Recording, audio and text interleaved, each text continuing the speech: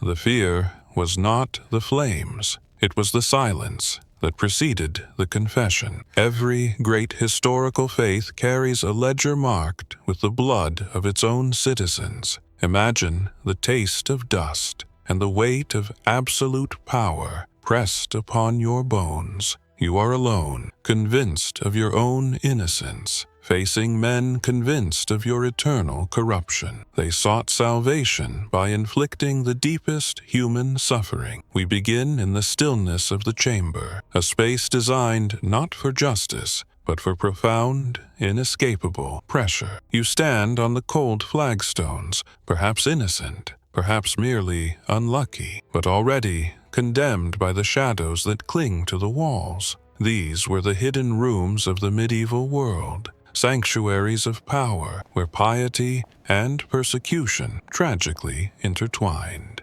The air here is thick, heavy, with the ghosts of severe suffering and the echo of desperate whispered prayers. You are not a criminal in the modern sense. You are an anomaly, a breach in the monolithic structure of faith, and that is a far more dangerous accusation. History asks us to step into this cold light, to bear witness to the mechanisms of control. The Inquisition was not simply an organization, it was a total philosophy of fear, meticulously documented. Think of the stakes. Not merely life and death, but the promise of eternal damnation unless the truth, as defined by the Inquisitor, was extracted and confirmed. The true power of this system rested on psychological terror, the ability to make you doubt your own memory, your own sanity. Imagine the sheer moral exhaustion, the relentless questioning that chipped away at selfhood long before any device was introduced. This intellectual duress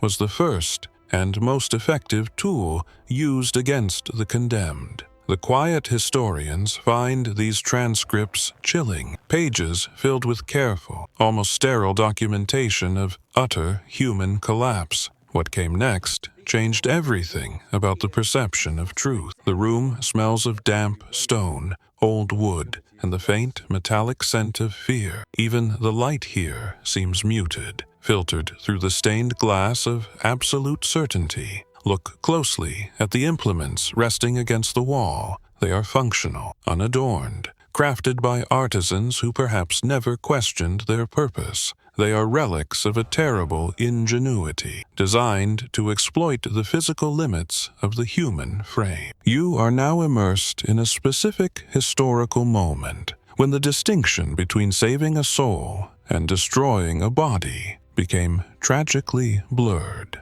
This is the atmosphere of controlled power, a space where every action was cloaked in theological justification, making resistance seem not just futile, but sacrilegious. Our journey through this grim history focuses on specific methods employed when psychological pressure failed. These were not random acts of cruelty, but structured, codified systems of inflicting severe suffering, often reserved for those who persistently refused confession or were suspected of deeper heresy. We examine the first of these devices, known to historians as one of the most physically demanding techniques, the Strappado. This method required minimal apparatus but yielded maximum, excruciating effect, targeting the body's most vulnerable joint structures. It was a silent conversation between iron chain, rope, and the breaking point of human endurance.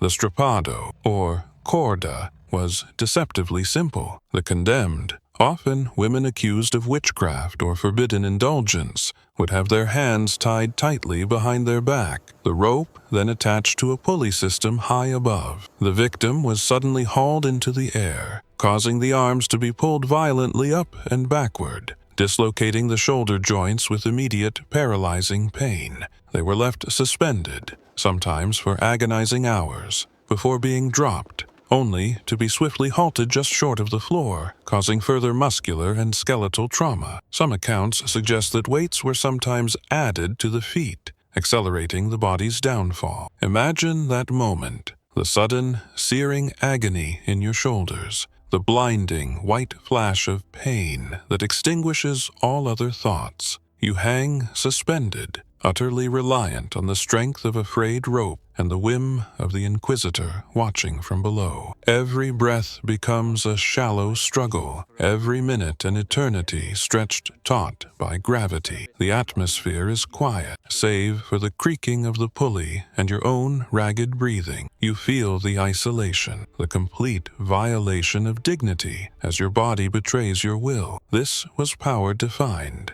The absolute physical control of one human being over another, sanctioned in the name of purity. The specifics of the Inquisition varied widely across Spain, France, and Germany, adapting local customs and legal traditions. The intensity of the methods often depended less on codified law and more on the fervor of the local jurisdiction and the disposition of the presiding official. This geographical variance introduces a crucial detail for our understanding. The system was decentralized, making its cruelty far more insidious and unpredictable. In some regions, the use of water was favored. In others, fire or crushing pressure. The history is complex, fragmented by regional fear and political ambition. New information is constantly being revealed through rediscovered administrative documents. Perhaps the most famous and most visually recognizable apparatus was the rack, a device symbolizing the ultimate stretch of human capacity for suffering. It was essentially a wooden frame to which the condemned was secured by the wrists and ankles. Through a system of levers and rollers, the victim's limbs were slowly, systematically pulled apart. The goal was not immediate collapse, but gradual, unbearable separation of joints and tearing of muscle tissue. Historians examining these tools note that the inquisitors were often meticulous record keepers, logging the exact rotation of the rollers used before the victim's resolve finally broke. You lie flat, fixed immovably, watching the tension build in the ropes around your wrists. You hear the slow, deliberate turn of the ratchet, a mechanical sound that echoes like a judgment in the cold room. Your ligaments scream long before they snap, a silent cry of the body seeking release. This controlled,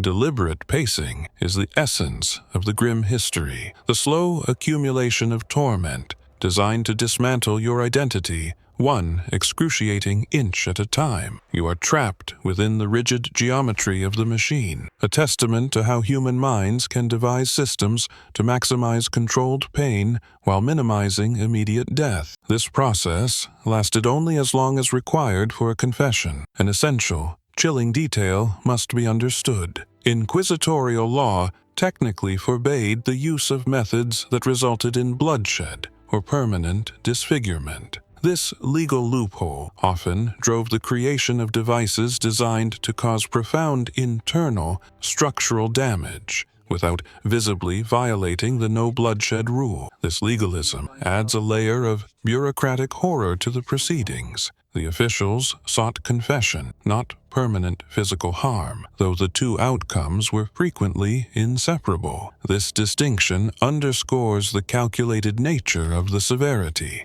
a careful dance between the letter of the law and the desired outcome. Another common practice involved the application of water, often targeting the abdominal cavity and respiratory system. The condemned was forced to ingest immense, painful quantities of water, or sometimes saline, often while pinned in a position that made breathing difficult. This technique was known for inducing a terrifying sense of drowning or overwhelming internal pressure, mimicking the terror of suffocation. Though seemingly nonviolent, the physiological effects were catastrophic, leading to immediate panic and often compliance. This method proved particularly effective because it played on the deepest, most primal fear of the body's imminent collapse. You struggle for air, the water cold and relentless, pressing against your diaphragm until your body rebels in silent protest. The sensory shock is absolute, a drowning on dry land, surrounded by impassive faces. The silence is broken only by the gurgling, the involuntary retching, the desperate effort to draw a single, cleansing breath. You realize how fragile the mechanism of life is, how quickly the body can turn against the will under sufficient pressure. This intimate, terrifying battle against your own biology was a calculated choice by the Inquisitors, exploiting the vulnerability inherent in all life. A dark irony exists in the presence of the attending physician, often mandated to monitor the condemned. Their role was not humanitarian, but practical, to ensure the victim remained conscious and physically able to endure more questioning and suffering, preventing the person from succumbing prematurely. The physician's intervention signaled a time jump, a pause for restoration before the severity resumed. This clinical detachment transforms the process from simple cruelty into a structured, almost industrial application of pain. It emphasizes the institutional, rather than individual nature of the purge. In various regions, particularly focused on suspected peasant heresy, localized methods targeting extremities were employed, notably involving heat. While graphic fire imagery is avoided, the principle involved controlled thermal trauma, often utilizing metal restraints or boots designed to gradually tighten, sometimes incorporating heating elements. The suffering inflicted by this method was slow, deep, and penetrating, attacking the nerve endings in the feet. This method, while regional, was effective because the feet are vital for mobility and represent grounding, making their systematic destruction symbolically potent. You feel the slow, insidious onset of heat, a creeping, unbearable invasion that begins at the periphery and moves relentlessly inward. The heat symbolizes the fire of hell, and the Inquisitor saw the pain as purgatorial, necessary to cleanse the heresy. Your connection to the ground is compromised, broken, a symbolic and physical severance from the earth and the natural order. This severe suffering was designed to extract a confession through profound, localized trauma. What came next changed everything about the victim's ability to walk free, even if they survived the chamber. The chamber was only the beginning of the ordeal. A confession, whether true or coerced, was often followed by public penance, loss of property, and the indelible stigma of having once been brought before the holy office. The social and political consequences far outlasted the physical trauma. Those who survived had to navigate a society that viewed them with suspicion and fear, perpetually marginalized by their association with the condemned chamber. The psychological impact lingered for generations, contributing to the culture of pervasive, localized terror that defined the era. The Inquisitors understood that controlling the narrative was as important as controlling the body. Confessions were carefully documented, standardized, and often read aloud in public squares. This public reading served two vital functions. It solidified the Inquisitors' power, and it provided a chilling moral lesson to the populace, a value burst of fear designed to enforce conformity. The power of the Church was thus amplified, not just by the secrecy of the chamber, but by the performance of the subsequent judgment. Smaller, more portable devices were often used during the preliminary examination, designed to inflict focused, intense pain without requiring the movement of the condemned to a large apparatus. Thumb screws, or the garrucha, a variant of the strappado, using shorter pulls, provided localized, immediate, severe suffering to the hands or feet, often used as a final warning. These smaller tools highlight the bureaucratic efficiency of the Inquisition, ensuring that the process could continue even in temporary locations or when resources were scarce. In the history of the Inquisition, the moment of confession represents the culmination of this systematic psychological and physical dismantling. It is the climax of the severity, the instant when the will finally snaps under the weight of sustained duress. The Inquisitors believed they were witnessing the triumph of divine truth over satanic stubbornness. The historians of today see a profoundly human moment of absolute collapse, where survival instinct overtook ethical obligation. This truth was merely a reflection of the power dynamic within the room. Once a confession was obtained, The demeanor of the inquisitor shifted from interrogator to spiritual guide. Paradoxically, the condemned was then offered penance and reconciliation, a final, bewildering emotional tension shift. The system sought to break the body to save the soul.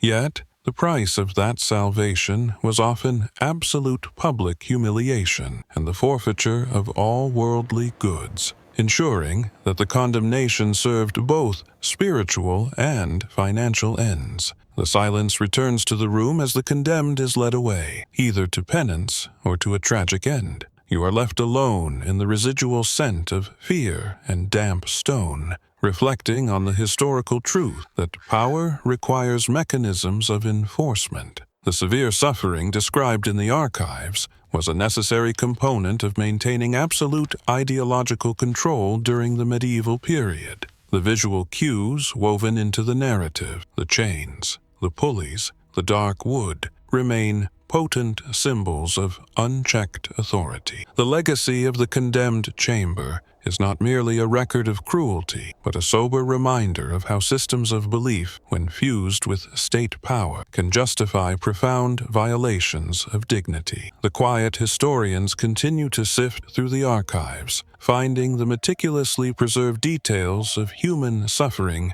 buried beneath layers of ecclesiastical language. The events of this era teach us about the thin line between conviction and coercion, between faith and fanaticism. Even centuries later, the memory of these devices and these methods remains potent because they speak to a fundamental, relatable fear, the loss of autonomy and the betrayal of the body. We look back, not to judge the era by modern standards, but to understand the specific historical context in which such extreme measures were deemed necessary for the stability of the social and spiritual order. The emotional core of this history lies in that absolute vulnerability. This video is created for educational and historical purposes. It examines themes of power, corruption, and human conflict without depicting explicit or graphic events. The focus is on the mechanisms of historical control and the atmospheric understanding of the period,